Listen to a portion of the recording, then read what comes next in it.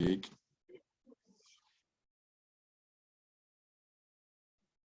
bon.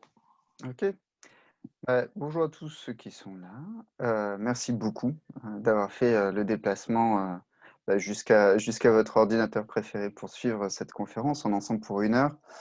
Il va y avoir une belle demi-heure de présentation. Derrière, c'est de l'échange, de la question-réponse.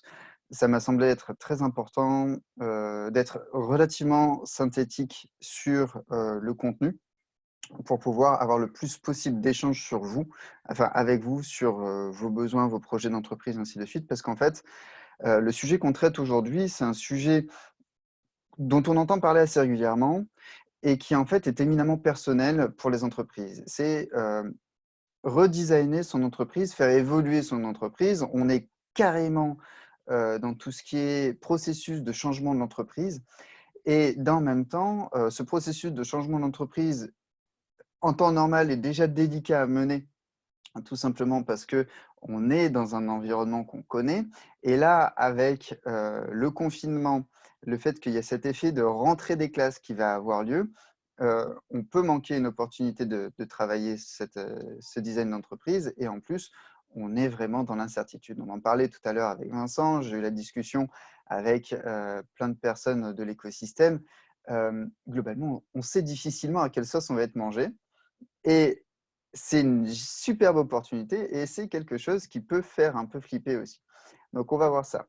Je vais commencer par me présenter. Je m'appelle William Roy.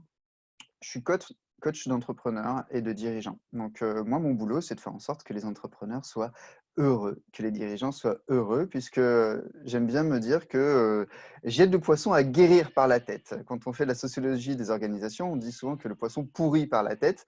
Moi, je cherche à le faire guérir aussi par la tête. Il y a une partie de mon activité qui est vraiment une partie de conférence et d'ambassade, on va dire, de certains messages. J'aime faire ça, c'est ça aussi qui fait que je suis là ce matin et j'aime connecter les gens.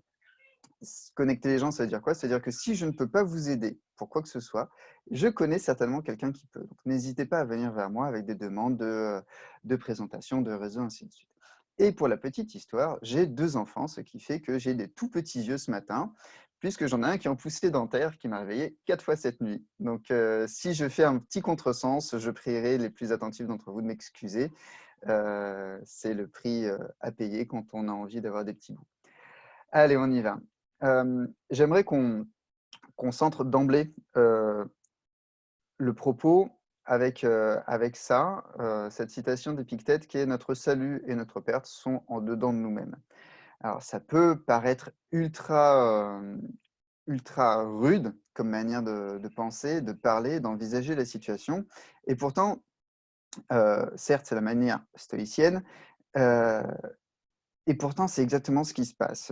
Vous l'avez peut-être vu avec le confinement à un niveau personnel, on a la possibilité de vivre le confinement de 1000 manières différentes et pour nos entreprises, c'est tout aussi vrai. Nous avons la possibilité de vivre la reprise de 1000 manières différentes et c'est à nous qu'appartient la création de cette nouvelle version de notre entreprise, de cette nouvelle reprise pour nous et pour, nos salariés, nos collaborateurs et collaboratrices.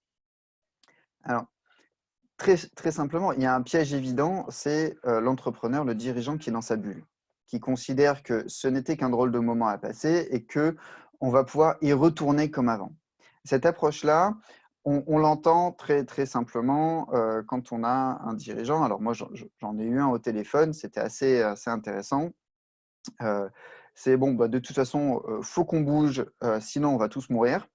Hem, à partir de telle date, selon les préférences, tout le monde est sur le pont en permanence, il faut pas se lâcher, tout est urgent.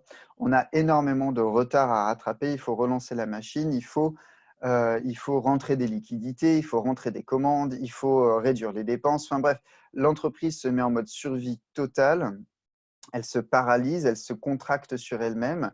C'est un nouveau système qui se crée, c'est une nouvelle bulle, encore une fois, qui arrive et plutôt que d'être dans une bulle de confinement, on est dans une bulle de survie.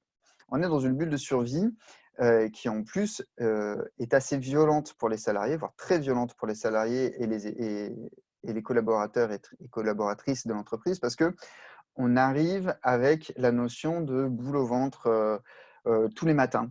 Tous les matins, la boule au ventre pour aller au boulot, parce que tu comprends, on va tous crever, il faut être sur le pont, il faut être tout le temps au top de sa forme et tout le temps au maximum de ses capacités, parce que tout est urgent et que la personne qui dirige, en plus, continue à transmettre ça et à aiguillonner ses troupes grâce à ça. Ce piège-là, euh, il va se refermer sur des entreprises, il va se refermer sur des équipes, et pourtant, on peut faire les choses bien différemment. On peut faire les choses bien différemment. Je vais vous présenter 6 idées, 6 idées qui, pour moi, vont permettre de créer une reprise plus sympa, plus agréable, plus adaptée aussi au contexte. La première chose, c'est écouter. Redémarrer à l'issue du confinement son entreprise en se disant de toute façon, il suffit de baisser la tête et de se mettre à bosser, c'est manquer une opportunité. C'est manquer d'abord l'opportunité de recréer le lien au sein de l'entreprise. On a des collaboratrices, des collaborateurs qui sont partis précipitamment pendant 2 mois. Alors même s'il y a eu du télétravail, même s'il y a eu des contacts, des échanges au sein de l'équipe, il y a un lien à recréer, en gardant les gestes barrières, tout ça, mais il y a un lien à recréer. Et ce lien, il passe déjà par créer une ambiance d'écoute. Ambiance d'écoute qui va permettre aussi de faire remonter certaines choses. Je vais en parler un peu plus loin. Autre point, il y a aussi une notion d'écoute des autres parties prenantes. Les autres parties prenantes, qui c'est? Ce sont les prestataires, ce sont les clients, ce sont les partenaires. Écoutons ce qu'ils ont à dire, écoutons comment ils vivent la situation, comment ils ont vécu la situation de confinement, comment est-ce qu'ils vivent la reprise, tout simplement pour être, nous, aussi force de proposition pour eux et rentrer en partenariat d'une autre manière avec eux. La situation a changé, notre rôle est globalement le même, avec quelques différences, et c'est sur ces différences-là que nous pourrons créer une nouvelle valeur ajoutée, une nouvelle approche d'entreprise, une nouvelle identité d'entreprise, évidemment, si on en a envie et si le besoin est là. Donc déjà, cette première étape, c'est d'écouter. Écouter à l'intérieur de l'entreprise, à l'intérieur de l'équipe et écouter à l'extérieur de l'équipe. Rien qu'en faisant ça, déjà, on va se positionner différemment. On va se positionner pas simplement en tant qu'acteur économique, mais aussi en tant qu'analyste jusqu'à un certain point au niveau économique. Et ça va nous permettre de déjouer certains pièges, dont le principal que j'évoquais tout à l'heure, mais c'est surtout, ça va nous permettre toujours d'être en contrôle de notre entreprise et de son devenir, plutôt que d'être tout simplement réactif, on va pouvoir devenir tranquillement et sereinement proactif, puisqu'on saura qu'on pose les actes justes. Une autre idée, c'est de rassembler. Alors, avec les gestes barrières si on veut, mais et surtout avec les mesures de protection adaptées, mais on se rassemble. Que ce soit en ligne, que ce soit hors ligne, on rassemble l'équipe. Je parlais de développer l'écoute, on va aussi développer l'échange au sein de l'équipe. Développer l'échange au sein de l'équipe, c'est simplement permettre à chacun de parler de sa réalité, de sa vision de la reprise. C'est aussi, à un moment, échanger sur plusieurs points que j'aborde juste après, pour créer une nouvelle dynamique au sein des équipes et au sein de l'entreprise. On a une opportunité avec la reprise et avec le confinement. Le confinement, c'est une espèce de... C'est quasiment les grandes vacances pour les entreprises. C'est jamais arrivé dans l'économie d'avoir toutes les boîtes qui, en gros, doivent passer au ralenti pendant 2 mois et doivent redémarrer quasiment tout en même temps. Même s'il y a des secteurs qui n'ont pas redémarré comme avant, ça n'est jamais arrivé. Donc, c'est l'opportunité aussi d'insuffler un nouveau mood, une nouvelle ambiance, une nouvelle énergie aux entreprises et à nos équipes pour permettre tout simplement que les personnes aient plus de sens et se retrouvent encore mieux au travail quand ils viennent chez vous, dans vos entreprises tous les matins. Donc rassembler va avoir plusieurs rôles. Le premier est évidemment de continuer à recréer un lien qui s'est distendu pendant le confinement.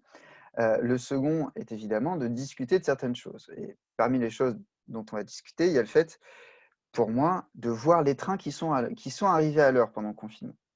C'est très facile de faire un post-mortem confinement, on va dire une réunion post-confinement en disant: «Ouais, alors, le traitement des dossiers à distance, ça va pas du tout et ça, c'est pas possible et nanani et nanana» et c'est une discussion qui sera intéressante d'avoir un peu plus tard, mais d'abord, qu'est-ce qui a fonctionné pendant ce confinement?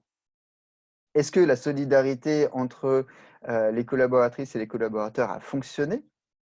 Est-ce que, l'organisation du travail, même si elle a été un peu chaotique, a fonctionné?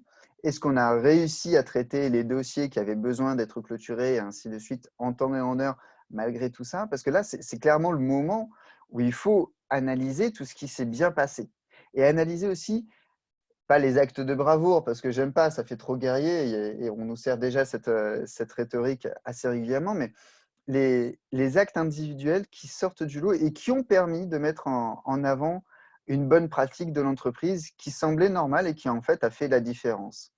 Ça peut être tout simplement, quelqu'un qui tous les matins a démarré en disant: «Hey, aujourd'hui, tenez, je vous partage une photo, que j'ai trouvée sympa, aujourd'hui, on va faire ça avec mes gamins, en dehors des heures de travail, bien évidemment, heu, mais voilà, on a fait un gâteau ou autre». Créer une ambiance, par exemple, c'est le moment où il faut voir qu'on a toujours quelqu'un ou qu'il y a quelqu'un qui a voulu créer cette bonne ambiance parce que c'est aussi ça, le confinement. Ça a été il y a eu aussi des belles initiatives, des entreprises qui ont très bien travaillé le truc. J'ai des clients, qui se faisaient tous les vendredis soirs, normalement, ils se font un apéro, d'équipe. Ils ont continué sur Zoom, sauf que du coup, ils ont mis des thèmes. C'est bête à dire, c'est rien à faire, c'est rien à organiser, hein. Il suffit de s'ouvrir une bière et de mettre une chemise à fleurs. Mais ça crée une autre ambiance dans le confinement et derrière, ça, c'est pas normal. C'est à célébrer. C'est pas quelque chose qui va de soi et c'est ce genre de choses que j'invite chacun d'entre vous à faire, c'est de voir les trains qui sont arrivés à l'heure, de voir les bons moments qu'il y a eu grâce au confinement. Parce que derrière ces bons moments, il y a des valeurs, valeurs d'entreprise, valeurs individuelles qui méritent d'être réfléchies, d'être, explicitées, d'être présentées au reste de l'équipe pour éventuellement que ça rejoigne les valeurs de l'entreprise. Tout simplement parce qu'en fait, là, on arrive à un point où les entreprises qui tournaient depuis, 3, 5, 15 ans avec des valeurs, qui, se sont créées, générées, agglomérées au fur et à mesure, là, c'est le moment aussi où on peut rebattre les cartes et dire: écoutez, en fait, au milieu de tout ça, il y a une valeur dont on ne parle pas à chaque fois qu'on présente l'entreprise et qui pourtant était bien là pendant le confinement, c'est la solidarité. Ou c'est autre chose, c'est une autre valeur, mais c'est le moment où on peut profiter de ça et où on peut très simplement et très sereinement retravailler les valeurs d'entreprise. Ce qui va nous permettre aussi de faire autre chose, c'est de remettre tout le monde dans le bain au niveau de l'ambiance de l'entreprise, de les remettre petit à petit en marche pour se retrouver à nouveau avec cette culture d'entreprise qui se réinstalle calmement, sereinement. Hem Si vous avez déjà été salarié et que vous êtes déjà rentré de congé, vous voyez exactement ce qui peut se passer. Quand on rentre de congé, il y a plein de choses à faire et en même temps, on est toujours un peu en décalage parce que on n'a pas vécu pendant, 1 semaine, 2 semaines, ce qu'a vécu le reste de l'entreprise. Là, il faut imaginer que chacun des salariés est parti en vacances, des gros guillemets, hein. C'est pour moi, je fais ce parallèle parce que ça permet de mieux le comprendre, mais globalement, tout le monde est parti de son côté pendant 2 mois et là, tout le monde se retrouve à devoir rebosser. Enfin, je dis tout le monde, mais en fait, il y aura encore du télétravail, il y aura encore 1000 choses. Hem, Cette situation-là fait qu'il va y avoir des décalages de perception entre les salariés. Il va y avoir, aussi, des besoins de parler, donc d'où l'importance de l'écoute. Il va y avoir 1000 choses qui vont se jouer dans les temps de reprise et si on prend le temps de bonifier ce qui s'est bien passé, ça va être bien plus serein que de commencer d'emblée par un post-mortem, un post-confinement, casse-pied où les gens vont dire: «Oui, alors un tel, il m'a pas envoyé un email à 23 h, du coup, j'ai pas pu répondre au client dans en temps et en heure», et ainsi de suite. Ben ouais, mais c'était 23 h et on peut considérer que même en temps normal, cette personne t'aurait pas répondu. Bon, ça, c'est du détricotage de conflits, mais ça va avoir son importance. Dernier point, voir les trains qui sont à l'heure et rassembler les personnes et ainsi de suite, ça ne se fait pas nécessairement en présentiel. C'est bien, c'est mieux si c'est en présentiel. Il y a une chimie entre les humains qui va pouvoir avoir lieu et je ne parle pas simplement d'échange de germes. Il va clairement y avoir de bons échanges qui peuvent se créer quand tout le monde est dans la même pièce, mais vous pouvez utiliser des applications. Donc je sais que par exemple, heu, à, à la coque, ils utilisent Klaxoon pour recueillir des contributions en cours de route et ainsi de suite. Klaxoon peut très bien fonctionner pour ça. Sinon, vous avez des solutions en ligne qu'on appelle c'est des mood trackers, donc des suivis d'humeur, d'ambiance pour les équipes. Donc, je crois qu'il y a genre Team Mood, il y a un truc qui doit s'appeler Mood Tracker ou quelque chose comme ça. Donc, faites un peu votre marché. Vous avez des outils, même un simple Google Doc avec des questions bien ficelées peut vous permettre déjà d'écouter votre équipe sans nécessairement la rassembler et sans nécessairement que tout le monde s'ouvre face au reste du groupe, ce qui peut être délicat. Et dans tous les cas, voir les trains qui sont à l'heure va avoir son importance. Déjà parce qu'une fois qu'on a fait cette étape-là, bah, on peut voir les blocages qui ont eu lieu plus sereinement. Puisqu'on sait déjà qu'on a été bon sur plein de points, ça va devenir un peu plus simple de voir les points où on a été moins bon. Alors, évidemment, comme d'habitude, l'idée, c'est de faire ça avec le plus de sympathie possible. On n'est pas non plus là pour se tailler des croupières dès le retour. Euh, on est là pour voir où est-ce qu'on aurait pu être encore meilleur. Où est-ce qu'on aurait pu être encore meilleur? Où est-ce qu'on aurait pu peut-être changer notre manière de fonctionner parce qu'on a fonctionné comme d'habitude alors que la situation n'était pas comme d'habitude? Et vient une autre idée derrière ça. C'est du coup, quel process a été un process utile et quel process a été un process freinant? Parce qu'en fait, au milieu de tout ça, il y a aussi les manières de travailler de l'entreprise. Si on a une entreprise qui est très verticale avec des chaînes de validation qui ne pouvaient pas tenir les délais à cause du confinement, là, c'est le moment de se dire, bah, tiens, comment est-ce qu'on pourrait fonctionner différemment? Ça ne veut pas dire il faut absolument immédiatement fonctionner différemment, j'en parlerai tout à l'heure, mais là, c'est de se dire, bah, tiens, tu vois, là, la chaîne de validation, il fallait faire intervenir 5 personnes pour acheter un stylo, c'est peut-être pas comme ça qu'il faut fonctionner. Et si avant certains le pensaient, là, maintenant, on a les preuves réelles qu'il est nécessaire de fonctionner différemment. Donc là, on a une opportunité, encore une fois, qui est de faire sauter certains blocages, en tout cas de les voir et de les identifier clairement. Identifier clairement la limite d'avoir une seule personne qui s'occupe de tous les achats. Identifier la limite de ne pas avoir d'espace en ligne partagé pour travailler ou pour stocker certains documents. Ou la limite, je prends l'exemple d'une compagnie d'assurance, dont je tairai le nom. Heu, Au siège à Aix-en-Provence, tous les salariés sont partis avec leur tour et leur écran sous le bras quand le confinement a été prononcé. Donc là, on a une limite. C'est qu'en fait, en gros, en plus du choc de se retrouver à la maison, il y a le choc de vider son bureau pour les salariés. Donc je ne vous dis pas la tête des salariés sur le parking quand ils se sont tous vus avec leur tour et leur écran. En fait, c'était une réaction d'urgence de l'entreprise et je ne lui jette pas la pierre.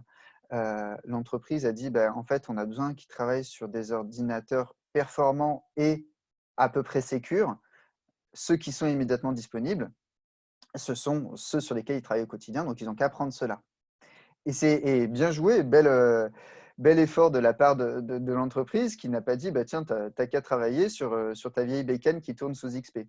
Cependant, cette entreprise-là, en même temps, elle a créé un précédent, qui est, du coup, en fait, elle a créé une question qui est, du coup, si demain ces personnes-là ne reviennent pas, qu'est-ce qu'on fait du parc? Comment est-ce qu'on gère? Est-ce qu'on ne devrait pas faire évoluer notre parc pour avoir un parc qui puisse accepter en tout cas une plus grande partie de télétravailleurs et ainsi de suite? C'est ça les blocages dont je parle. Ça peut aller jusque-là. Et ça ne veut pas dire oui, mais c'est Jean-François de la DSI qui n'a pas commandé les ordi portables il y a 2 ans, il aurait dû prévoir, parce que ça ne sert strictement à rien. En revanche, dire bah, écoutez, cette image-là, qui est une image forte du déconfinement, qui est du confinement, pardon, qui est tout le monde part en vidant à moitié son bureau et en gros, ça fait limite braquage de l'entreprise. C'est assez choquant et ça fait démarrer le confinement dans une ambiance bizarre. Et puis en plus, ce n'était pas nécessairement ce qui était adapté. Parce qu'une tour et un écran, ça veut dire quoi? Ça veut dire qu'il faut avoir un endroit fixe pour travailler, ce qui n'est pas le cas de tout le monde dans leur logement. Ça veut aussi dire qu'il faut avoir souvent une connexion filaire pour Internet, ce qui est encore une fois pas possible pour tout le monde parce que beaucoup fonctionnent sur le Wi-Fi. Il y a 1000 manières de travailler le blocage et de retravailler les process. Et c'est ça qui peut être intéressant à l'heure actuelle, c'est de voir tout ça, limite de se refaire le film en disant, bon, bah là, clairement, il y a la question du télétravail qui se pose. Encore une fois, moi j'ai des clients, mais j'ai aussi des connaissances qui changent totalement de rapport au travail depuis qu'ils n'ont plus leurs 2 heures de route quotidien, quoi. D'un coup, le job qui était ultra fatigant, il devient vachement plus sympa. Tout simplement parce qu'il y a un télétravail qui s'est installé, qui pouvait s'installer avant, mais qui ne l'était pas parce qu'on n'avait pas l'habitude, parce que ce n'était pas possible. Bah là, il y a une opportunité de discuter ce blocage-là autour du télétravail. Ça ne veut pas dire que tout le monde doit être en télétravail, parce que ce n'est pas toujours possible. Et ça ne veut pas dire qu'on doit tout le temps être en télétravail, parce qu'il y a un lien avec l'entreprise et avec l'équipe qu'il faut entretenir et qui passe souvent par la présence physique. Et ça veut dire qu'on peut, là, discuter la chose sereinement en disant, bon, bah, ok, donc télétravail, ça peut marcher pour certains postes ou certains profils, ça ne marche pas pour certaines personnes. Comment est-ce qu'on organise ça au sein de l'entreprise? Parce qu'en fait, on a un truc, il y a quelque chose là, maintenant, tout de suite, dont il faut absolument parler, c'est le changement, l'accompagnement, la transition qui va se passer et les deux attitudes dangereuses qui vont mener beaucoup d'entreprises et beaucoup, malheureusement, de salariés à finir sur la touche, c'est l'absence de planification. Un changement en entreprise, plus le changement est gros, plus la résistance est grosse. On va partir de ce principe-là. C'est un principe très simple. Pour ceux qui ont déjà fait du ski nautique, vous tombez dans l'eau au tout début alors que le bateau va pas très vite. Ça vous fait pas de mal. Vous coulez, enfin vous coulez jusqu'à reflotter derrière, mais vous tombez dans l'eau et ça va. Par contre, si vous accélérez d'un coup et que là vous percutez l'eau, c'est comme si vous tombiez au sol. Le changement des entreprises, c'est exactement pareil et c'est pour ça que je vous invite à le planifier au risque de disparaître. Soit vous ne planifiez pas. Il y a 2 choses qui peuvent se passer. Vous ne planifiez pas, vous faites tout d'un coup. C'est l'effet bonne résolution du premier de l'an. C'est-à-dire que d'un coup, vous décidez qu'il faut changer tous les process de travail, qu'il faut changer tous les processus d'achat, tous les processus de démarchage commercial, peu importe, tout, vous changez tout. La charge de travail pour vos équipes va être énorme. Vous allez malheureusement, en plus, devoir compter sur des effectifs qui sont déjà crevés, déjà fatigués psychologiquement parce qu'ils ont passé 2 mois en huis clos et que c'est très fatigant psychologiquement. Ils vont en plus être assez régulièrement en petite perte de repères autour du déconfinement parce que d'un coup, tout est possible et que comme tout est possible, bah, ça fait peur. Donc, on va arriver avec des équipes fatiguées et là, l'entreprise va dire, bon, bah, écoutez, on change tout et on fait tout maintenant. Là, vous allez avoir des départs, vous allez avoir, malheureusement, si vous faites ça, vous allez avoir de la casse humaine et on peut fonctionner différemment, on doit fonctionner différemment. Cette casse humaine-là, elle n'est pas acceptable à l'heure actuelle parce qu'en fait, c'est sur ces personnes-là que tourne votre entreprise. Donc, changer du jour au lendemain, ça va créer un vrai problème. L'autre problème de ne pas planifier son évolution, son changement, c'est tout simplement de ne rien faire. C'est-à-dire que, et ça vient de loin, hein, c'est-à-dire que le papier qu'on m'avait filé pendant ma formation en coaching, on m'avait dit, on nous avait partagé une ressource qui était un article très intéressant d'un chercheur qui expliquait que quand un consultant arrivait dans l'entreprise pour travailler, par exemple, la transition digitale ou travailler n'importe une transition managériale ou autre, et qu'il délivrait un rapport, il y avait de fortes chances pour que dans les 18 mois, rien ne soit implémenté parce que le rapport restait dans le tiroir, en gros. Et que 18 mois plus tard, on rappelait le même consultant en disant « Hey, le problème est revenu ». Non, en fait, le problème n'est jamais parti. C'est juste qu'il a, c'est juste il a été un peu en dormance parce que chacun pensait avoir fait ce qu'il fallait. Et là, on est exactement sur ça. C'est-à-dire que ça ne sert à rien de rassembler son équipe, de les faire parler et de bien les écouter. Ça ne sert à rien de bien écouter ses partenaires et ses clients, de voir les trains qui sont arrivés à l'heure, de voir les blocages et de commencer à discuter si derrière, on ne met pas en place un plan d'action pour résoudre les blocages, pour faire en sorte que les trains arrivent à l'heure encore plus régulièrement et que l'équipe redémarre de la meilleure manière possible compte tenu du contexte. Et ça, c'est ultra important, c'est que ce plan d'action-là que je vous invite à imaginer, c'est quasiment du Scrum. Alors, le Scrum, c'est une méthode de développement agile, hein, plutôt orientée tech, mais qui commence à être utilisée un peu partout. Il y a un outil en ligne très, très bien gratuit qui s'appelle Trello, qui vous permet en fait de faire un tableau avec les choses à faire, les choses en cours d'implémentation et les choses qui sont à valider et qui sont donc derrière, une fois validées, terminées. Juste en travaillant selon ça, c'est un peu ce qu'il y a là à l'écran, juste en travaillant sous un mode Scrum ou même sous un mode de planification en disant, bon ben voilà, la première étape c'est ça, et surtout de le faire de manière actionnable et actionnelle, c'est-à-dire c'est pas on change notre manière d'acheter des fournitures. C'est OK. Quelles sont ces premières étapes? Faire un benchmark, par exemple, des différents processus d'achat qu'on a pu tester et finalement lequel fonctionnait le mieux maintenant qu'on a un peu de recul. Ou quelles sont les solutions d'achat qui peuvent nous faciliter la vie, ainsi de suite. Peu importe. L'idée, c'est de commencer vraiment au début et de ne pas dire OK, donc demain, on construit une maison. Non, c'est pas, ça, c'est pas planifié. Ça, c'est mettre une intention et pourquoi pas. Planifier, c'est quoi? C'est bon, bah, puisqu'on veut construire une maison, demain, il faut qu'on stabilise le terrain ou il faut qu'on coupe les arbres si vous construisez sur un terrain un peu arboré, peu importe. Derrière, une fois qu'on a coupé les arbres, il va falloir tracer les repères. Derrière, il va falloir faire les fondations. Derrière, il va falloir faire la première chape et ainsi de suite, et ainsi de suite, et ainsi de suite. On ne construit pas une maison en une journée. On aimerait bien, et d'ailleurs, petite dédicace à Pop-Up House, qui est basé à Aix-en-Provence, qui fait des maisons dans un temps très rapide. Mais globalement, on construit une maison en ayant une certaine méthode et en y allant étape par étape. Et c'est exactement ce que je vous invite à faire dès maintenant sur les changements possibles de votre entreprise et sur le redesign de votre entreprise.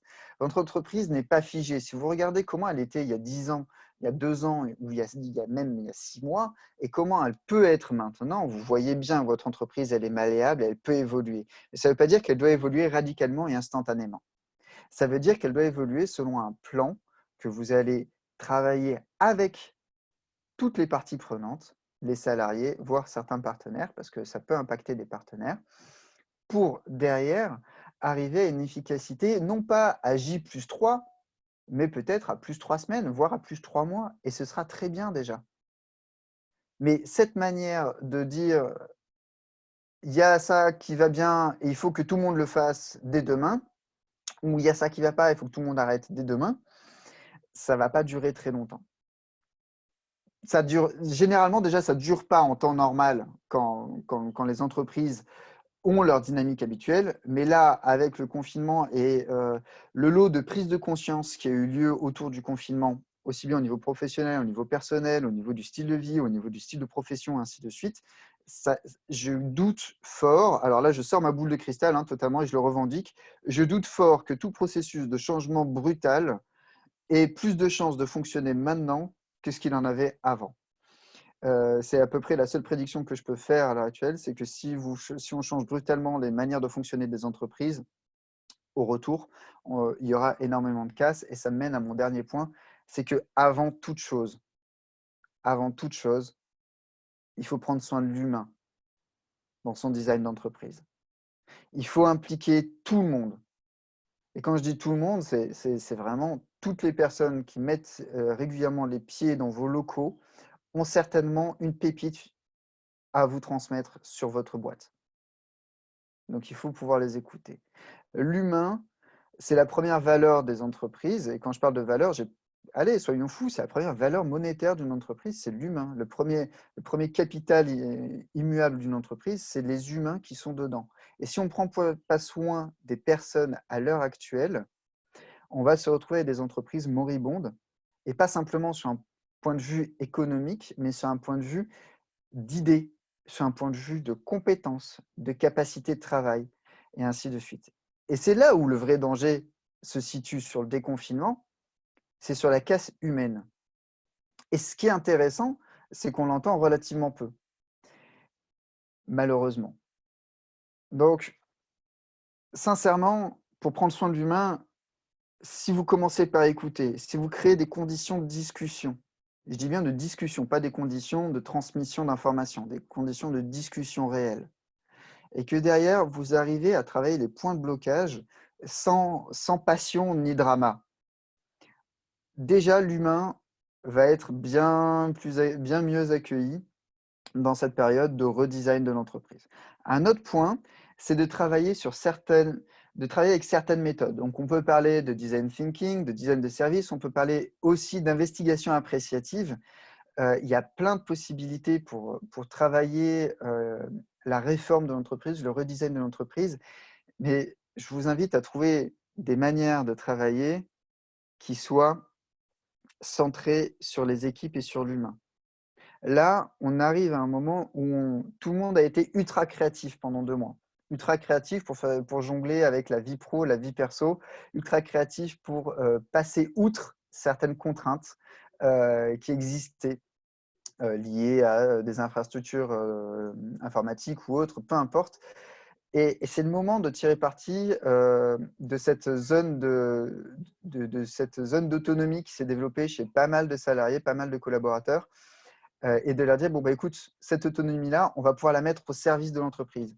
Tu l'as mise au service de l'entreprise pendant le confinement, maintenant qu'on rouvre nos locaux, on va pouvoir l'utiliser, cette autonomie-là, tu vas pouvoir réfléchir sur tel sujet, sur tel sujet, sur tel sujet. Ça ne veut pas dire que cette personne-là va devenir consultante de sa propre entreprise.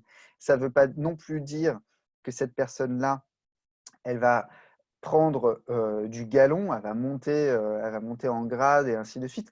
Ça veut simplement dire qu'on offre enfin à certains salariés la possibilité de dire, bah, tiens, tu vois, moi, mon boulot, je pense que je le ferais mieux si j'avais ça. Ou si on arrêtait de faire ça. Ou si on faisait ça différemment, et ainsi de suite. On en arrive globalement à la méthode Toyota, où on demandait en fait aux ouvriers quelle était la meilleure organisation d'un poste de service. On a oublié ça quelque part dans l'histoire, et maintenant qu'on est à un point où on peut retravailler notre entreprise, c'est peut-être l'occasion de le faire, non pas pour que nos équipes, pour que les équipes deviennent encore plus productives, peu importe le coût, mais qu'au contraire, les équipes deviennent à la fois productives, bien dans leur entreprise, et qu'elles soient heureuses d'être là. Je vais m'arrêter là pour la présentation. Je serai ravi de répondre à toutes vos questions. Je vous laisse cette slide de quelques instants si vous voulez me joindre. Il y a tout ce que vous voulez sur cette slide pour le faire. Merci beaucoup. Merci William. Donc on va peut-être traiter déjà les premières remarques. Allez, ah, oula, 24 conversations. Ouais, enfin il y a pas que du Il n'y a pas que de la l'échange question. aussi par rapport à tes propos qui méritent pas forcément plus de commentaires. Euh, Attends, il faut que j'aille voir ça. alors déjà, la dernière remarque qu'on a eue, c'est notre président André là, qui dit que la première valeur humaine de votre entreprise, c'est vous. Croyez en votre capacité à survivre. Ah oui? Comment on l'interprète auprès de ses collaborateurs, ses partenaires parce que c'est cette histoire de confiance quand on n'est pas confiant intérieurement ou en tout cas quand on a des doutes. Comment tu le… Alors, notre capacité à survivre, elle est sur plein de niveaux. Effectivement, il y a un niveau trésorique qu'il ne faut jamais négliger, jamais au grand jamais négliger. Et effectivement, le fait de se concentrer d'abord sur les trains qui sont arrivés à l'heure, ça permet de construire la confiance. Il y a un moment, si on se dit il n'y a rien qui fonctionne, on n'a pas nécessairement envie d'y retourner. Mais se dire, bah, écoute, ça va pas être facile, mais par contre, il y a tout ça qui a déjà fonctionné correctement alors qu'on en avait plein les pattes tout autour, c'est une manière de construire cette confiance. Et la confiance dans le fait de survivre, elle est elle découle de ça. Elle découle de notre capacité à s'apercevoir qu'on a déjà survécu à à une grosse secousse et qu'on a déjà réussi à faire des trucs chouettes. C'est clair, c'est clair, c'est clair. Et puis bon, on va dire que si on devait transposer avec la vie perso, je veux dire, le patron, la patronne, les managers, c'est un peu les parents par moment et les enfants. Donc, quand on a des doutes, on essaye de pas trop les montrer, ou en tout cas, on les transmet pas de manière stressante à ses enfants ni à ses collaborateurs, parce que ça aide pas du tout l'entreprise. Il y a Elena qui nous fait une remarque aussi. La méthode est bonne. En revanche, avec l'incertitude actuelle et les difficultés de prévoir quoi que ce soit, on ne peut pas se projeter au-delà du très court terme. Moi, j'ai mon idée, mais je pense que toi, tu en as. Alors, Elena, je vais me permettre de tutoyer tout le monde, hein, du coup. Elena, tu as tout à fait raison. L'incertitude actuelle fait qu'on ne peut pas tirer de grands plans avec, bon, ben, ok, donc le 12 mai, on fait ça, le 15 mai, on fait ça, le 16 mai, on fait ça. En revanche, on peut déjà poser des intentions avec toutes les parties prenantes de notre entreprise. Parce que j'ai vu passer, ouais, mais si on est seul dans sa boîte, ben, si on est seul dans sa boîte, on travaille avec toutes les parties prenantes. Et même quand on est plusieurs dans la boîte d'ailleurs. Ça veut dire quoi? Ça veut dire, bon, ben, dans les blocages, qu'est-ce que j'ai identifié qui n'est pas nécessairement un blocage lié, enfin qui a été un blocage qui a été mis en lumière par la situation et qui en fait existe depuis un certain temps et en gros je danse autour pour ne pas m'en occuper depuis X mois. Je te prends un exemple très personnel. Moi, là, la mise en lumière qui a été faite, c'est que clairement, il fallait que je commence à devenir un grand garçon sur ma gestion de trésorerie pour arrêter d'être en flux tendu. Parce que, en fait, ma boîte, elle a réussi à absorber la naissance de 2 enfants, parce qu'en fait, je me suis arrêté plus d'1 mois à chaque fois. Mais en même temps, il faut que j'arrête un peu les bêtises et que j'arrête d'être en flux tendu au niveau de la trésorerie, parce qu'en fait, c'est ça, moi, qui risque vraiment de jouer sur la survie de mon entreprise, c'est cette gestion de trésorerie.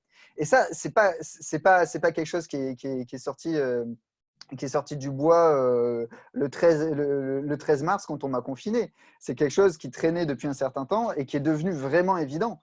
Et là, même si j'ai une incertitude autour de quand est-ce que je vais pouvoir recommencer à intervenir dans les entreprises pour travailler sur ça et sur d'autres choses, quand est-ce que je vais pouvoir recommencer à donner des formations et ainsi de suite, ben en fait, le fait est que cette question-là, je peux déjà la traiter. Comme je peux déjà traiter la question de ma présence en ligne, comme tu peux déjà peut-être traiter la question de comment est-ce que tu démarches certains clients. Parce qu'en fait, jusqu'à présent, tu avais une méthode de travail qui peut évoluer. Donc voilà, comment est-ce qu'on peut faire pour continuer à se projeter, continuer à travailler son entreprise, même si effectivement les prochains jours sont encore incertains. J'ai plus trop de questions ni de remarques, à part Véronique qui nous dit qu'elle, pour reprendre confiance, elle reste en contact avec ses prospects, clients, partenaires, en faisant des emails, en écrivant des articles. Donc, Alors, alors d'ailleurs, j'ai vu passer un tweet sur ça qui était assez drôle parce que, en fait, effectivement, la création de contenu est une bonne manière d'entretenir le lien. Et ce qui m'a fait rire, c'est que j'ai vu passer un tweet en disant si vous pensez que le confinement est un problème, rappelez-vous d'un truc, il y a une rupture de stock de micros à podcast sur Amazon. Donc, on va se manger plein de podcasts autour du confinement et de gens confinés qui n'ont rien d'autre à faire de toute la journée. Et du coup, ça m'a fait rire parce qu'en fait, on arrive effectivement à un gros truc autour de la création de contenu. Il y a une humoriste qui s'appelle Marina Rodman qui a fait une chronique sur ça qui est juste tordante à écouter. Je vous invite à y aller. Alors, Alexandre, et les nouvelles méthodes de management comme l'entreprise libérée, est-ce le bon moment? Alors déjà, l'entreprise libérée, pour moi, c'est un très bon modèle qui a été créé par quelqu'un parce que du coup, je suis allé le voir en conférence quand il est passé à The Camp. L'entreprise libérée, c'est un modèle intéressant. j'ai pas l'impression qu'il est tant mis en place que ça lui-même.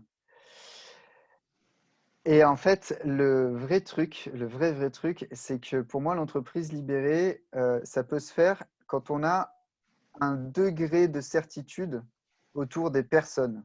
Je parle même pas du financier, je parle des personnes. C'est-à-dire qu'on va pouvoir compter sur les gens pour être impliqués dans la reconstruction. Et le truc, c'est que quand l'entreprise libérée, ça peut être vachement intéressant, mais il faut que les personnes soient impliquées et puissent l'être. C'est-à-dire qu'elles n'aient pas peur pour leurs proches. Enfin, là, on est dans une situation où, en termes d'anxiété généralisée, de peur généralisée, il y a des ressources cérébrales qui ne sont pas là. Elles ne sont pas mobilisables sur l'entreprise libérée et sur ça. Et c'est pour ça que j'ai préféré parler de redesign d'entreprise, c'est-à-dire de faire évoluer les pratiques avant de peut-être à un moment mettre tout à plat et dire bon, bah, les gars, ça serait peut-être chouette qu'on passe sur ce modèle progressivement, ainsi de suite. Ça serait peut-être très intéressant. Et que ce soit l'entreprise libérée ou l'holacratie ou d'autres, il y a plein de manières de faire. Mais là, à l'heure actuelle, je pense que déjà dire bon, on vient de se prendre une leçon, là, donc on va la digérer tous ensemble, on va évoluer, et derrière que ce processus d'évolution puisse faire ouvrir la porte à l'entreprise libérée, ça peut être chouette. Alors, préciser ce que c'est l'entreprise libérée. Alors, d'abord, oui, effectivement, Marie-Aurélie, entreprise libérée et généralisation du télétravail, c'est très différent. L'entreprise libérée, c'est une entreprise avec aucun échelon hiérarchique, où en fait tout est basé sur le sens et sur l'implication des personnes pour faire avancer, évoluer l'entreprise. C'est comme ça que moi je l'ai compris. C'est Il y a certainement aussi, pas la... ouais, il y a aussi le contrôle par les collaborateurs eux-mêmes. C'est-à-dire que c'est entre Alors, eux qui se contrôlent, qui se managent. il y a un C'est très effet de... impliquant. Voilà, il y a un effet de groupe qui d'ailleurs potentiellement peut-être antagoniste avec la notion de télétravail, mais il y a un effet de groupe qu'il faut surveiller. Pour moi, c'est là le problème. C'est quelle valeur on met en fondation de l'entreprise libérée. Parce qu'en fait, des valeurs découlent les normes d'action de l'entreprise, ce qui va être considéré comme normal et acceptable au sein d'une entreprise. Et dans n'importe quelle entreprise où tu as un flicage qui peut déjà se faire entre certains salariés, parce que tu comprends, lui, il a eu le bureau avec la fenêtre et moi, j'ai eu le bureau avec la petite fenêtre et c'est pas normal. Si en plus de ça, on met dans l'histoire ça, euh, ça peut devenir compliqué. Et effectivement, Laurent, chacun peut être chef d'une tâche et exécutant dans l'autre. C'est tout à fait vrai. Encore faut-il que tout le monde soit d'accord pour avoir cette double casquette. Et là, à l'heure actuelle, déjà, il faut arriver à faire en sorte que tout le monde puisse retourner dans les bureaux. Et c'est un gros changement de paradigme et ça peut générer beaucoup d'angoisse pour les salariés si ce n'est pas forcément accompagné sur le long terme. On en arrive à la notion de planification. Ne voulant pas trop vendre ma soupe, je ne l'ai pas dit, mais clairement, dans toutes ces phases-là, vous pouvez faire appel à une tierce personne et spécifiquement dans la planification et dans le suivi. Alors, je dirais même mieux, je citerai une copine psy qui un jour m'a dit, mais tu sais, on ne peut pas se chatouiller soi-même à moins d'être schizophrène. Et c'est globalement ce qui va se passer dans les entreprises. Ça va être dur d'interroger nos process de travail, d'interroger les process de travail sans au moins une tierce personne. Une tierce personne qui peut être une personne de l'entreprise qui, du coup, se tait et n'a aucun avis et qui est capable de le faire. Mais en tout cas, il va falloir à un moment quelqu'un pour guider cette réforme-là. Pas nécessairement la chef d'entreprise ou le chef d'entreprise, mais une personne capable d'une certaine neutralité, ce qu'on appelle en sociologie la neutralité axiologique, n'est-ce pas? Et effectivement, un tiers, un élément extérieur peut beaucoup aider. Ça va être le cas si vous faites appel à un Scrum Master, mais encore que des Scrum Masters en freelance, j'en connais pas tant que ça. Mais ça peut aussi être des consultants en dizaines de services. Il y en a plusieurs dans la région qui sont vraiment très bons. Ça peut être des consultants en investigation appréciative. Il y a plusieurs méthodes. Il suffit de faire votre marché N'hésitez pas, là, même sans aucune notion commerciale, n'hésitez pas à me contacter. Je serais ravi de vous mettre de discuter de ça un peu plus avant. Là, je regarde l'heure pour être certain qu'on est dans les Ah, clous. on est bon, on est bon, on est On est bon, on bon, est donc bon. voilà. Qu'est-ce qu'il nous dit? Des questions un peu Alors, stressantes. je trouve la photo d'accueil des questions un peu stressante. Ouais, Sophie, ta pourrais-tu lui photo. proposer? Ouais, ouais. Il Alors, aime pas que que tu mordes. parce que je croque la pensée grand à pleines dents. En fait, l'idée derrière cette photo, c'est que on est à un moment où tout le monde va vouloir se dépatouiller de la situation. Et en fait, moi, le premier truc que j'invite les gens à faire, c'est de croquer les choses à pleines dents et de croquer la notion de penser grand, parce que c'est pas parce qu'on est dans une situation incertaine qu'on peut pas penser grand, et on peut croquer ça à pleines dents dans un premier temps. Mais effectivement, je travaillerai le sens de la photo. Donc, tu souris plus en mordant, en fait, pour André. Ouais, mais là, d'un coup, ça fait plus vampire. Alors bon, tu comprends, j'ai un peu peur, tout ça, tout ça. Comme tout changement, c'est pas que la planification qui intervient, c'est le travail autour du sens et pourquoi on change. Alors, Marie-Aurélie, je suis entièrement d'accord avec toi et en même temps. En même temps, je suis d'accord avec toi que le pourquoi on change, quelles sont les raisons qui font que ce changement est désirable, me semble ultra important et intéressant. Et que ça crée du sens qui va du coup permettre une logique d'action. Je suis entièrement d'accord avec toi. Dans le même temps, à l'heure actuelle, pour moi, il est possible de faire des changements très opérationnels avec derrière le contexte de il y a eu blocage et on peut s'en passer, il y a eu truc super cool et on peut le bonifier. Derrière, nécessairement, ça va mener des changements plus profonds dans l'entreprise qui vont devoir se raccrocher à un sens. Et j'ai beaucoup de difficultés en fait à tout transmettre en peu de temps. Donc j'ai préféré me concentrer sur la surface des choses et derrière le fond du changement, il viendra à un moment ou à un autre. Et quand les changements n'opéreront pas, parce que ça va arriver que des changements n'opèrent pas parce qu'ils sont trop profonds sans sens, là la question du sens va arriver et on va pouvoir la traiter sereinement. J'espère que j'ai répondu à ta question. Je pense peut-être qu'on peut permettre aux gens de Ouais, volontiers. poser Ouais. des questions avec le micro. Ce sera peut-être plus fluide sur le Mm. dernier quart d'heure. Ouais, Donc, ouais. s'il y a des personnes qui veulent prendre la parole, allez-y, activez votre micro. Peut-être une suggestion, si je peux me permettre, de passer en mode galerie, de départager. Ah oui, pardon. Hein, comme ça, on Et se voit voilà. tous. Merci. Nathalie. Et il y a Milky Way, il faut recentrer l'humain et cadrer ses projets d'une manière différente, prise en compte de valeurs, plus proactivité. Ouais, c'est un très beau résumé de ce que j'ai dit. Et je dirais même plus que prise en compte de valeurs, c'est surtout laisser la place à de nouvelles valeurs qui vont émerger des discussions. Ouais. Bon, après, je pense il y a, comme tu l'as dit, il y a différentes étapes, hein. C'est-à-dire Mm. que dans le changement, il y a le court terme, il y a le long terme, il y a le sens. Après, il y a juste de l'administratif, des process. Là, on peut toujours trouver des sens, mais bon, voilà. Donc, il y a des étages à Mm. à chaque changement. C'est exactement ça. Et est-ce que quelqu'un veut prendre la parole?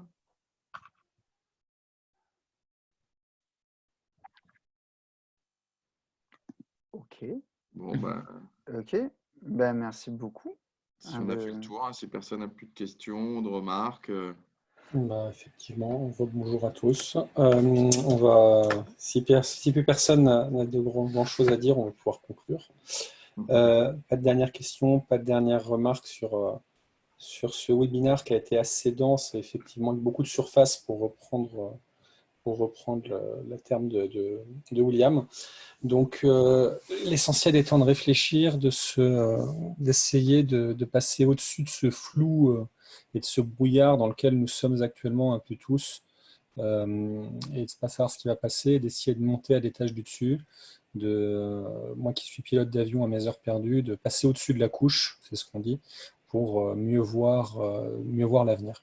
Donc merci beaucoup William, merci à tous pour ce moment.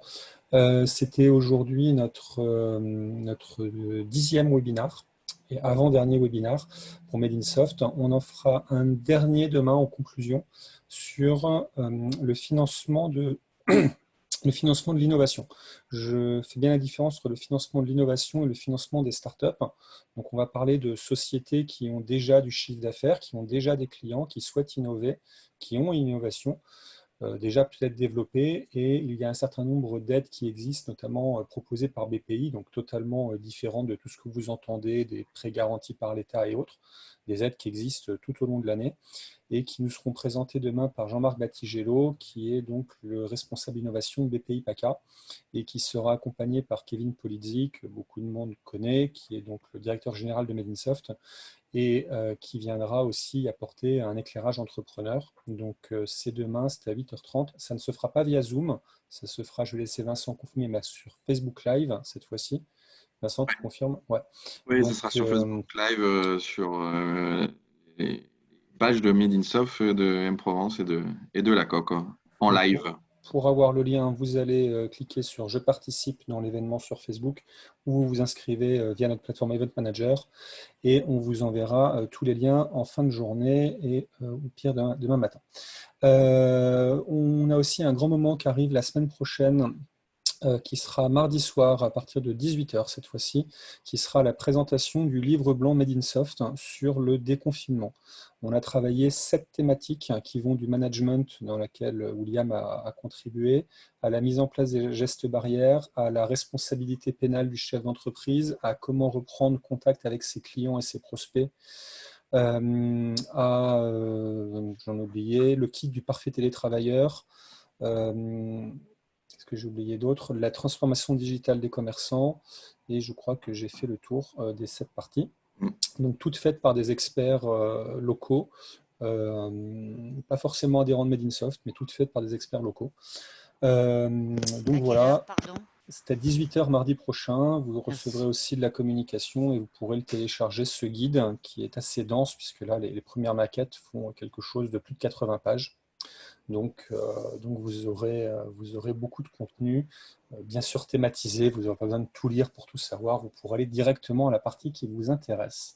Voilà. Et Alex, c'est de dire quand même que ce ne sera pas forme descendante, hein, on ne va pas présenter le livre blanc et sortir les parties et faire une présentation, hein, ce sera vraiment en mode d'échange avec un journaliste, plutôt en mode émission sur les thématiques. C'est un live M-Provence, tout à fait. Ce sera un live M-Provence comme ceux que vous faites déjà le mardi et le vendredi pour ceux qui assistent. Donc, avec une vraie émission de Web TV pour le présenter. Donc voilà, et ça viendra clôturer ce premier plan d'action Covid mis en place par Made in Soft, qui, pour ceux qui nous suivent depuis déjà quelques semaines, a voulu s'opposer à vous donner... vous dire, voilà, les décrets bidules, les machins trucs, ça vous en recevez 25 par jour. On a voulu sortir, on a voulu faire quelque chose d'un peu plus intéressant et un peu plus différent pour essayer, et ce sera la conclusion, de passer au-dessus de la couche et de profiter de ce confinement pour préparer l'avenir. Voilà, je vois qu'André a dû nous quitter. Donc, je vais conclure à sa place. Donc, un énorme merci à tous, un énorme merci à William. Et merci, je vous souhaite une excellente journée et je vous dis à demain pour ceux qui seront là. Merci beaucoup, à bientôt, au revoir. Au revoir.